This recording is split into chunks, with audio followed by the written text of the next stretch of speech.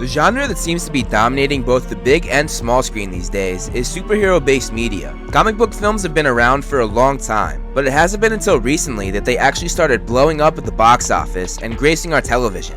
This is because of the help of high-up movie studios and directors taking these projects on. In this video, I'm going to take a look at all superhero films, whether that be live action, animated, a blockbuster, or a direct-to-video release. Since there are so many superhero films coming out every year, let's make it clear that this list was made at the end of 2017. This is the top 10 best superhero movies of all time. Let's count them down.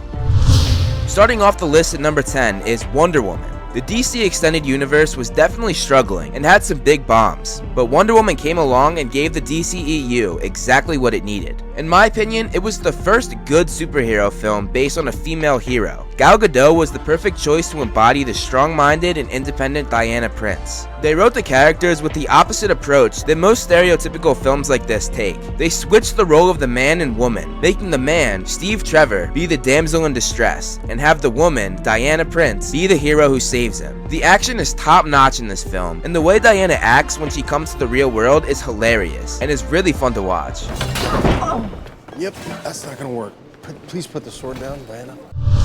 Number 9. Justice League Flashpoint Paradox. The comic this film is based on is one of my favorite comic book stories of all time, and the film did not disappoint in bringing that story to life. This was the story that started the New 52, which essentially changed the whole DC universe, showing just how much of an impact this story had. DC is a killer when it comes to their animated films, and this film set up many more of their animated movies for the future, including the New 52 relaunch of the Justice League Origins. The Flash is also one of my favorite superheroes of all time, just barely behind Batman, which might be one of the reasons why this story stuck with me the way it did, because it revolves around the Flash going back in time to stop his mother from being killed, which changes all sorts of things in the future, including Batman being Thomas Wayne instead of Bruce, because the night Bruce's parents were supposed to die, Bruce died instead. Bruce is dead.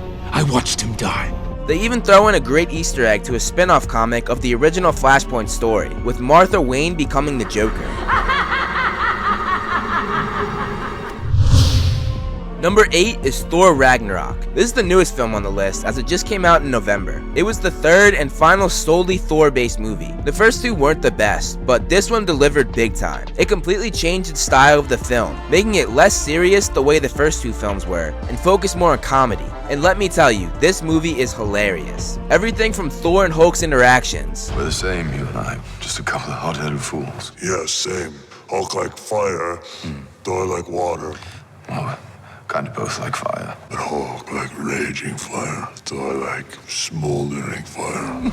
To Loki getting scared when Hulk comes out, and just the overall narrative allowed for some really funny lines. It mixed the style, and actually did the style better than both Guardians of the Galaxy and Iron Man, with funny throwaway lines, and a hero who takes everything as a joke, but still kicks ass when he's needed. It also incorporated some great comic stories, including Planet Hulk, which also continued the MCU's Hulk story, something that had been relatively untouched since his solo film back in 2008, before he was recast as Mark Ruffalo, who I prefer far more than Edward Norton.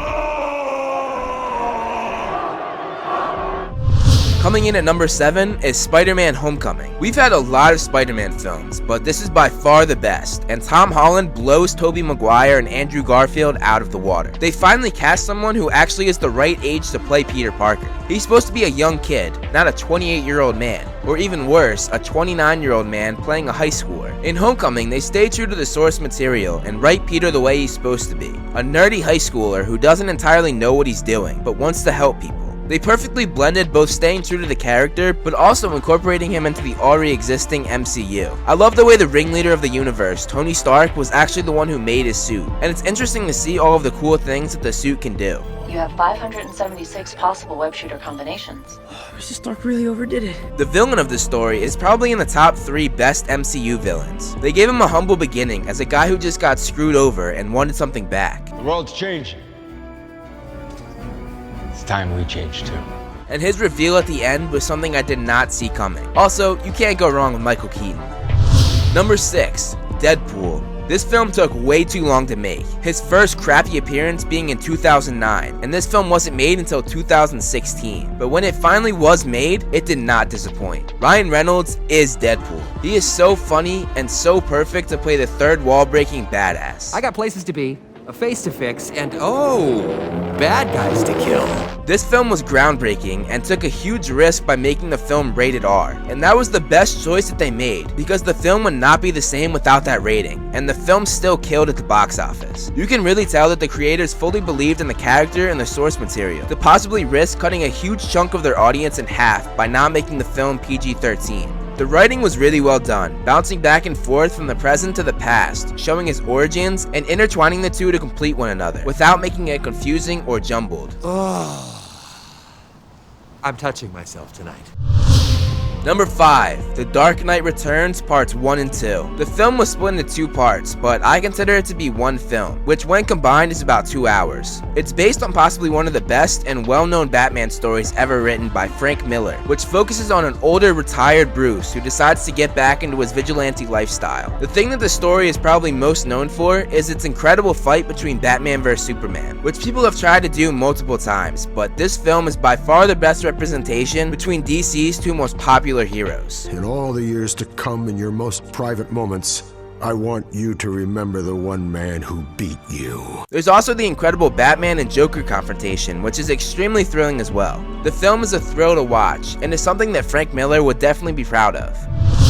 Coming in at number 4 is Logan. When I think of the X-Men series, I immediately think of Hugh Jackman's Wolverine. His legacy in those films is something to marvel at, and this was his epic send-off. It is my favorite X-Men movie, Days of Future Past a close second. It has a certain style that definitely differentiates it from the other films in the series, which I think has a huge thing to do with the director, James Mangold, who did a fantastic job. One of the best things about the film is that it's rated R, allowing us to finally see Wolverine going full maniac.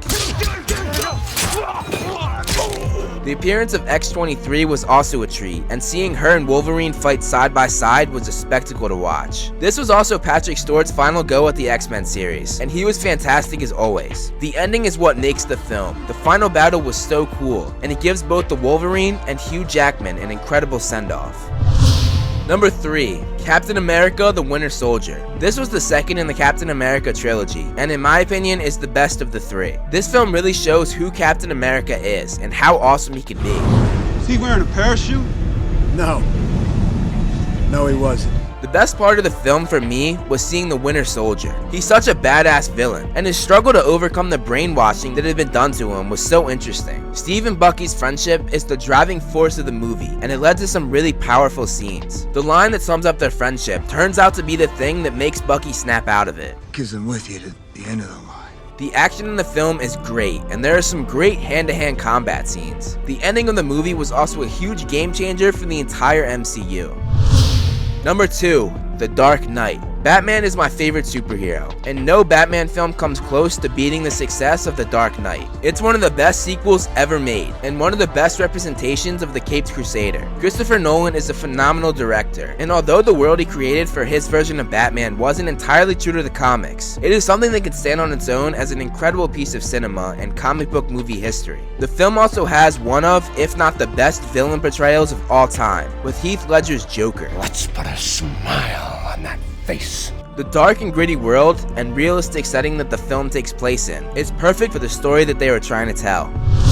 And finally, number 1, The Avengers. This was the film that changed the entire movie industry as we know it. It was the first to prove that it's possible to create an entire universe with multiple films that all connect and come together. Many are trying to copy its success, but none have done it as well as Marvel and The Avengers. They had a handful of already established characters that were thoroughly developed in their own films, and Marvel had all of the characters that we all know and love come together. The writing was done beautifully and gave every character just enough screen time, advanced their character development, and gave the characters a solid reason to actually want to fight together. Seeing all these films and heroes coming together was comic book fans' biggest dream come true. Marvel truly did something special while making this, and it will always have a place in history, not only as a groundbreaking film in the superhero genre, but also in the entire movie and TV show industry. Well, that's my list. Thanks for watching, guys. Let me know if you agree or disagree with anything I said. These were of course my own opinions, so you might have a different list. I'd love to hear your guys' thoughts in the comments, and again, thanks so much for watching. You're still here.